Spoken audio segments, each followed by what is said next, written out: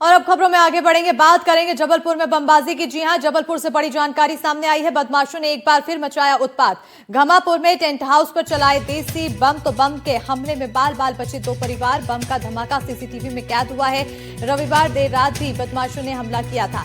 मकान पर कब्जे को लेकर फायरिंग की गई थी। तो बड़ी जानकारी आपको जबलपुर से दे रहे हैं, जहां बदमाशों ने एक बार फिर उत्पात मचाया। तो घमापुर में टेंट हाउस पर देसी बम चलाए हैं। बम के हमले में बाल बाल बचे हैं 2 परिवार। तो बम का धमाका सीसीटीवी में कैद हुआ।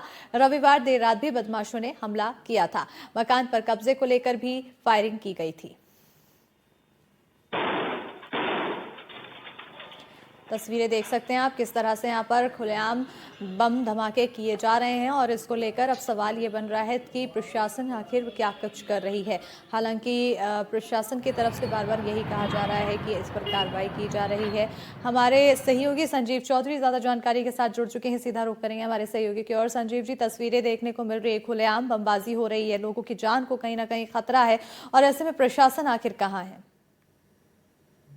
अस्मिता, ये चौथी बार हुआ है इस घर पर जब तोड़फोड़, मारपीट या आगजनी की गई है, और अभी तक किसी को गिरफ्तार नहीं किया गया था, तो आक्रोश बढ़ रहा था। लेकिन कल पुलिस एक्शन में आई जब ये एक लगातार 2 दिन बमबाजी की गई, तो कुल 6 लोगों को हिरासत में लिया गया है। उसमें से 4 नाबालिग हैं, 2 भैयालाल और छोटू के खिलाफ कलेक्टर ने एनएसए की कार्रवाई भी कर दी है कल।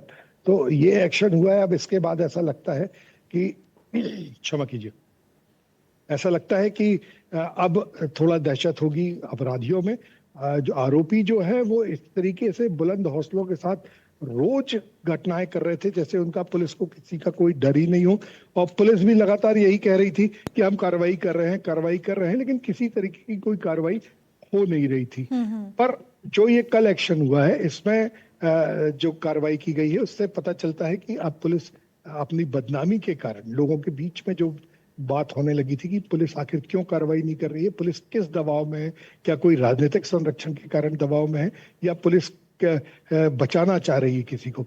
लेकिन कल की कार्रवाई, जिसमें एनएसए की कार्रवाई भी की गई है, देर रात की कार्रवाई की गई है। जबलपुर के जिला कलेक्टर रघु सिंह साहब ने ये बताया है कि राघवेंद्र सिंह ने बताया है कि 2 लोगों के खिलाफ एनएसए की उन्होंने रात को रिकमेंडेशन कर दी है। तो अब थोड़ी दहशत बनेगी पुलिस की आरोपियों के बीच। एक और बात बताना चाहता हूं कि पिछले दिनों जबलपुर में जितने भी अपराध हो रहे हैं, उनमें कहीं न कहीं 1-2 नाबालिगों का जरूर संलिप्तता मिलती है। इसमें भी 4 नाबालिग है। तो कहीं ये कोई सोचा समझा योजनाबद्ध काम तो नहीं है कि किसी भी घटना में 2-4 नाबालिगों को शामिल कर लिया जाए ताकि वो आसानी से सजा से बच सके।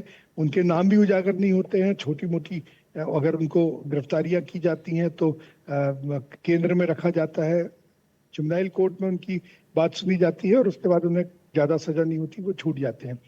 लेकिन उनका अपराध की तरफ पहला कदम बढ़ जाता है। इस तरीके से जो भी अभी घटनाएं हो रही हैं, उसमें 1-2 नाबालिग मिलते हैं। इसमें तो 4 नाबालिग जो हैं वो 16 वर्ष से कम के हैं। तो नाबालिगों का इस तरीके से जबलपुर के अपराध जगत में आना, प्रवेश करना और घटनाएं करना, लगातार घटनाएं करना, ये निसंदेह एक चिंता की बात है। बिल्कुल, ये और ना गंभीर सिर्फ चिंता का विषय प्रशासन को, जरूर पुलिस है। को और ऐसे में अब और देखना समाज को होगा भी कि सोचना है। अब लोगों को कैसे जागरूक किया जा सके, खासतौर पर नाबालिग इस अपराध की दुनिया में एंट्री ना करें। इसके लिए क्या कुछ कदम उठाया जाएगा, इस पर भी नजर बनी रहेगी। और इस पूरे मामले में फिलहाल प्रशासन क्या कुछ कार्रवाई करेगी, उस पर भी नजर। बहरहाल बहुत शुक्रिया संजीव जी तमाम जानकारी देने के लिए।